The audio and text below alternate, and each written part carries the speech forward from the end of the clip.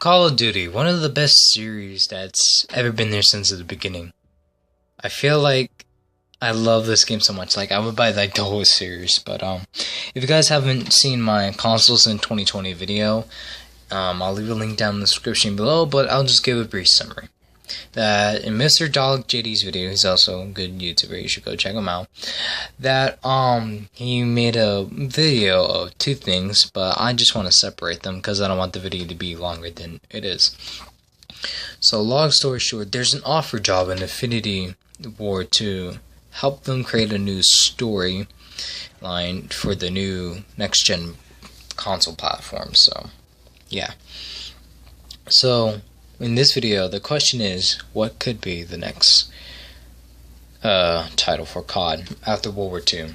It's pretty disappointing, but I hope the next COD game won't be disappointing as it used to be. But I can only think of three storylines, and those are Advanced Warfare, Call of Duty Ghosts, Modern Warfare. So let me just narrow down three of these games specifically. So oh yeah, by the way, before I talk any further, there's going to be spoilers in these games, so if you guys don't want to hear any, either just click off or live life dangerously and hear me out. So Modern Warfare, the whole series, Modern Warfare 1, 2, and 3, it was actually a pretty good series. And then ended off with the third when you get to kill Makarov. He's a guy who wanted to destroy everything. He was the guy from Modern Warfare that set off the nuke, so big spoiler there. So at the end of the Modern Warfare trilogy, Captain Price is the one that hangs him from this glass tower or whatever. And yeah, that was the end of the game. But how would that continue on if they're going to make a Modern Warfare 4? Let's think about it. How would the story go? Would Price be somewhere a little bit older and he's get pulled back into the game and just, follow missions and kill people? Like, I don't know. And who would be another protagonist?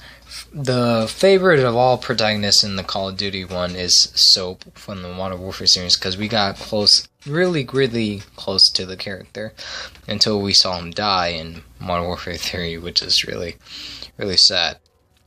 But I don't feel like there's no reason to continue the Modern Warfare series unless there's something new they would add into the element, and they should add some old nostalgic characters. But it's up to their hands. I don't know about the gaming companies that well of who makes who, but I'm just gonna give out my statement. Not my statement, but my opinions. So let's talk about the two major ones that I want them to come back and to finish their story. So let's talk about Ghost first. Ghost, guys, he gave me my name. Call it Phantom Ghost. Ghost. Best Call of Duty I ever played. That's my opinion, so no one cannot disagree with me on that or debate or whatever. That's just my opinion. I feel like Call of Duty Ghost is like the best COD I ever played because of the whole story it had in the campaign. Multiplayer, absolutely fantastic. Best multiplayer I ever played in my life. And nowadays I don't play multiplayer that often because there's not that many good multiplayers. But right now I'm just, seeing if I can try to play the old games again, see if that's gonna help me get back into the whole COD thing and whatever. But yeah, Call of Duty Ghosts was like the best COD game I ever played. The narrative you go through of how your father is also a soldier that's not only for the US, but he's also another secret soldier. They call themselves the Ghost. And then their protagonist you play as is Logan. You feel close attention to this character because not only that you prove yourself worthy to be in your father's footsteps of becoming a ghost, you actually meet these other guys and just go through missions and missions to defeat the Federation. And one of their best soldiers, Rourke, used to be a ghost until Elias has to let go of him to save the others. It was the ultimate sacrifice he has to make. It's either he dies or they all die. And in that situation, what would you do? A lot of people would say pull him up, but he's too heavy and he already dropped him. Anyways, he couldn't manage to save everybody. which is fine. So Rourke was alive after, and he turned, and the Federations broke him. They turned him. What they do, they put him in the pit and just try to break his mind, his body, until he becomes part of the Federation. So after they're going through numerous missions, and when you finally kill Rourke, he's actually alive because of the water in the, what is it? It's like a train track that's hovering over an ocean. Don't know what it is. I think it's from San Diego. So when you and Hash is your brother, finally completed your mission, destroying the Federations and killing Rourke, all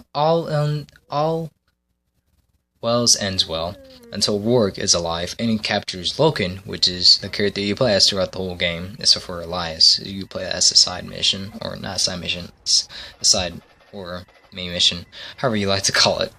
But yeah, Rourke is actually alive, and he actually takes you, Logan, to the camp or to the pit that he was once put in there to break his mind and to break his soul and his body. So Rourke captured him because he's strong. He's a very tough, capable person, and that it could also make sense for Call of Duty Ghosts 2 to be a mission to rescue Logan. But Logan actually goes insane and becomes the Federation. He tries to kill you, but I feel like you should capture him and just help him get back his insanity and remembers who his brother was and remember what he used to be and his dad. I feel like Call of Duty Ghosts 2 can make it actually really successful for us old nostalgia fanboys over here who loves that series besides me. I don't know who else likes that, but I would very much like to know who still likes Call of Duty Ghosts. This guy right here. So let's move on to the last one, which I think it's right behind Call of Duty Ghosts, which is Advanced Warfare. The campaign and the story, and it was very, very well detailed and thought out, and it has some type of a war cliche about it. So your friend sacrifices himself for you to live, and you loses his arm, and you, the protagonist, Mitchell, loses his arm. Now he can't fight in combat anymore, but his father offered you a job, gave you a robotic arm, yada yada yada. At the end, your friend's dad is corrupted. He wanted to start war in their own country. You basically killed him, but it's only the beginning. So there was more to it to this game. It has every single story well thought out, and how the exos and the whole and all that system, it worked out pretty well in every situation that you could possibly think of. It's there, so that's pretty good. And you got your own multiple multiple weapons that you can choose to select from, but people didn't like it because of all the jumping, all of that, and this. I don't mind about that too much. I still prefer to play the multiplayer in Advanced Warfare than Black Ops 3, so yeah. So the multiplayer, it's absolutely beautiful. It's like a more advanced version of Ghost, but it still reminds me a bit of it. And let's see if I can try to be that old COD fanboy by playing those games again. Well, I'll sure make a video about that, but I will commit to those two games because those games are the best COD I ever played in, and it get me hooked up to Call of Duty in the first place. Without those two games, I still would be being here. But if they're gonna make another Advanced Warfare 2, how would that connect? Will you still be Mitchell but older and still have a robotic hand, and your friend Gideon and Elena is still there with you, but just ending the war in general? You see, I want these Call of Duty games, when it has its own campaign, it should connect perfectly. The best example I can give you right now is either Modern Warfare or Black Ops. And there's no other COD that could have a better story narrative tell, and that it all connects together. Because Modern Warfare did it better than Black Ops.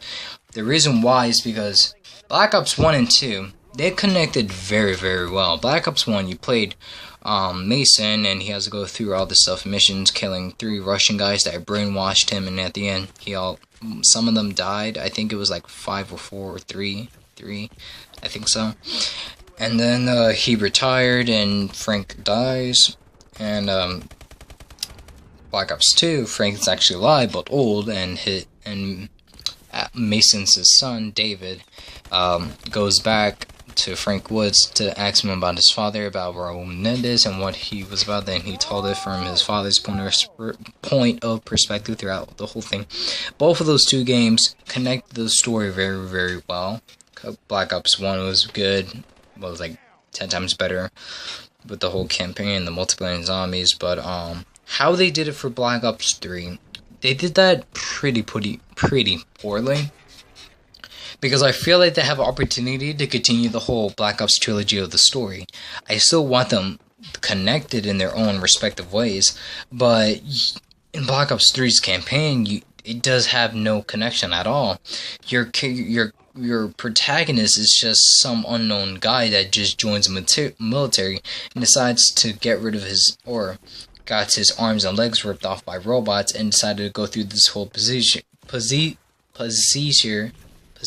I don't know how to pronounce that word, procedure, something like that, to get his arms and legs replaced by robotic arms, and your buddy over there volunteered to do this too, so that way he doesn't have to go through this alone.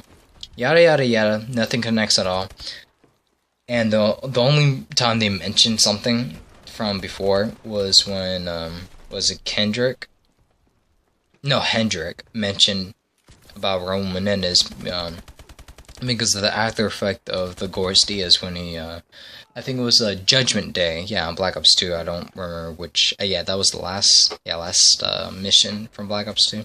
After that, matter of fact, that's when Hendrik mentioned Raul Menendez, that one time, and that was pretty much it. And I kind of find that disappointing in a way, because I feel like, yeah, I did continuation after that effect, but, like, where's all, like, the old nostalgic characters? Because I feel like it would be a lot better if this was David Mason's line of perspective, that he goes through all this crap about his father and his friend and his Uncle Frank, both dead, and now, like, he's, let's say, somewhere in his 40s right now, and he's still pulled out of the combat and decides to get in this. I feel like they could have retold the story, put David Mason there, and just make it like how he was just pulled back into the military, and how Black Ops 2 campaign was.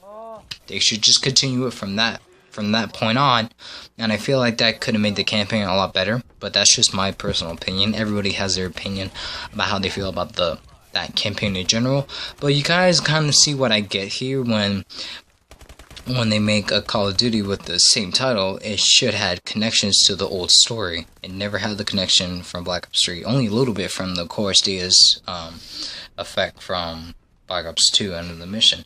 But you guys can kind of see what I'm getting here at. When they're making a new COD, I feel like they should just connect it and just make it beautiful and run smoothly, so people can still remember, oh yeah, from this it's that, and later in this game it's gonna be like after this. Like, how do I explain this? Like, for Modern Warfare 1, when you die from the nuke from your characters, you actually get to see from Modern Warfare 2 Yuri's side of perspective when he saw Makarov blew up like a country or something.